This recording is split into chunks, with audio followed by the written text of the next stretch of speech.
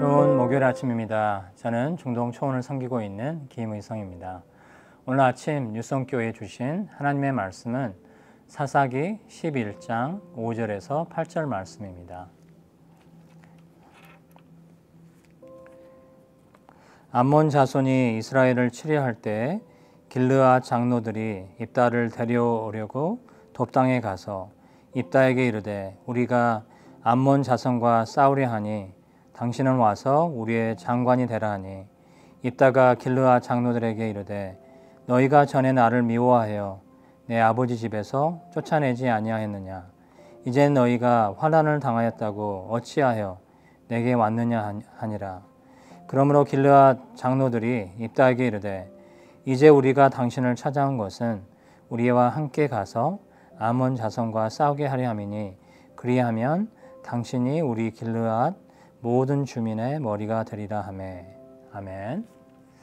여호수아가 죽고 난 후에 하나님은 사사들을 세우셔서 이스라엘 백성들을 가나안 족속들의 억압으로부터 구원하십니다. 저는 오늘 본문 말씀에 나오는 사사 입다를 통해 세 가지를 배울 수 있었습니다. 나누며 함께 은혜 받기를 원합니다. 첫째는 세상의 기준이나 나의 선입견으로 인해 누군가를 무시하거나 업신여겨서는 안 된다는 것입니다. 입다의 형제들과 길르앗 사람들은 입다가 기생의 아들로 정통성이 없다고 하며 그를 업신여기고 아버지의 기업을 받을 수 없다고 하며 그를 길르앗에서 쫓아냅니다. 입다는 형제들을 피해 새로운 곳 돕에 거주했는데 그곳 사람들이 입다의 용맹함과 리더로서의 자질을 보게 되고 많은 사람들이 그에게 모여와 따르게 됩니다. 길르앗 사람들과 형제들은 단지 입다의 출생을 문제 삼고 그의 능력과 포텐셜을 보지 못했습니다. 하지만 암몬 자손이 이스라엘을 치려고 할 때 길르앗 장로들이 직접 입다를 찾아와 그들의 장관이 되어 함께 암몬 자손을 대항해 싸워달라고 합니다. 길르앗 사람들은 암몬과 싸워 전쟁에서 이기기 위해서는 입다의 용맹함과 지도력이 필요하다고 생각했던 것 같습니다. 예전에 미움과 업신여김을 받던 입다는 이제 그들의 머리와 장관이 되어 고향 길르앗으로 갑니다.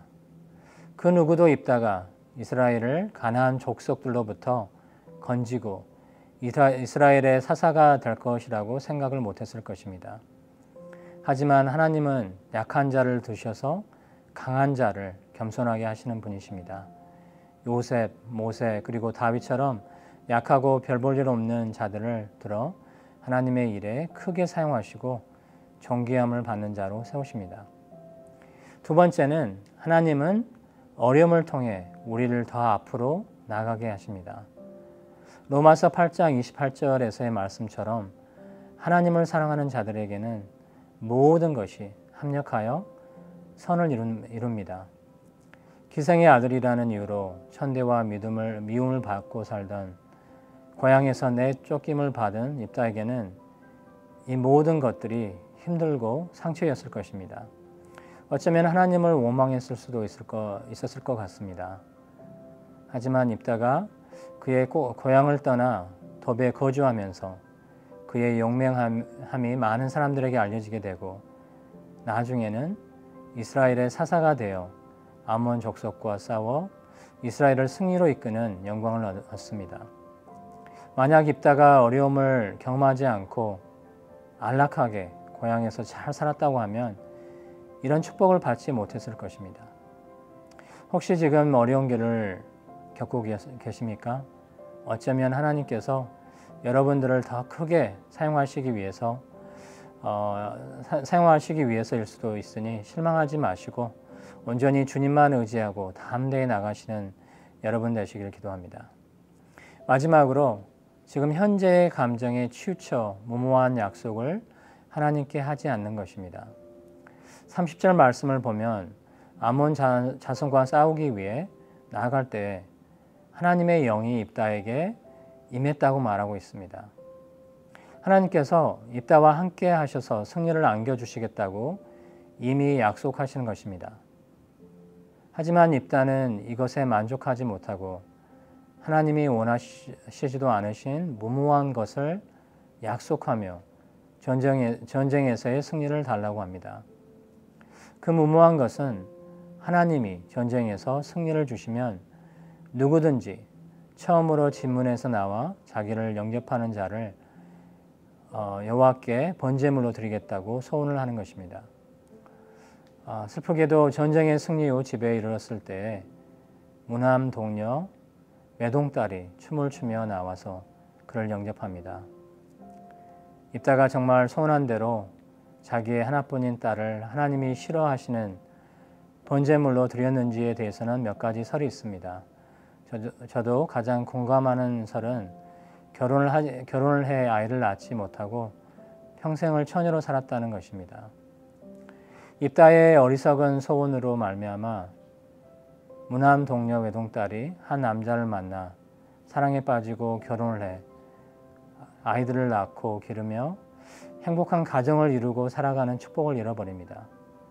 입다 또한 손주를 보는 기쁨을 잃고 자기의 대가 끊기게 되는 상황에 이르게 됩니다. 우리가 하나님의 은혜에 감사해서 우리의 소중한 것을 하나님께 드릴 때 하나님께서는 기쁘게 받으실 줄 믿습니다. 하지만 우리의 원하고자 하는 것을 이루기 위해 하나님과 거래하듯이 하나님께 내가 원하는 것을 해주시면 그 대가로 하나님을 위해 무엇을 하겠습니다, 드리겠습니다 라고 약속하는 것은 하나님이 원하시는 것도 기뻐하시는 것도 아닌 것 같습니다. 그리고 그 약속으로 인해 우리 삶에 상처가 되고 돌이킬 수 없는 슬픔이 될 수도 있기에 정말 하나님이 원하시는 뜻이고 길인지 깨어 분별함이 필요합니다. 함께 기도하시겠습니다. 사랑과 은혜가 많으신 아버지 하나님, 주님의 사랑을 감사합니다. 하나님을 사랑하는 자는 모든 것이 협력하여 선을 이루신다고 하신 하나님, 아버지 하나님, 저희가 비록 지금 어려운 상황을 겪고 있을지라도 온전히 하나님만을 의지하고 담대히 정말 더 큰 것으로 저에게 주실 하나님을 기대하며 나아가는 유성교회 모든 성도님 되실 수 있도록 아버지 이 시간 간절히 기도합니다. 이 모든 말씀 예수님 이름으로 기도합니다. 아멘.